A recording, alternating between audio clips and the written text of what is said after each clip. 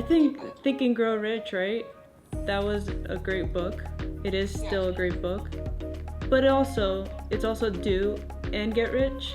There is a balance, yes, of course, putting your language out there, being personal, but also being able to invest your time with people that are ready to actually hear you out and are interested to work with you and, you know, receive that value. Yeah, and even those that say, hey, no thank you, I'm already working with a coach. No, I'm not interested. Follow up with me later. I appreciate you, but no thank you. Like, that's a level of interest, whether you agree with it or not. If I say yes or no, I'm responding to you. Some of our best clients have come from literally saying no. Right? And hey, I want to let you know I'm not investing and I don't have the money to invest right now because of this. And us getting on calls, like this just happened the other day.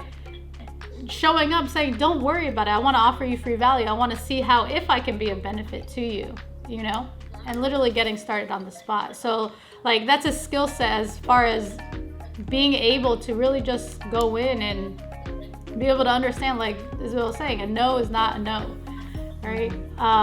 They might also just feel skeptical at the moment, or they might not even understand. Like, I totally understand you're not interested. You don't have enough information.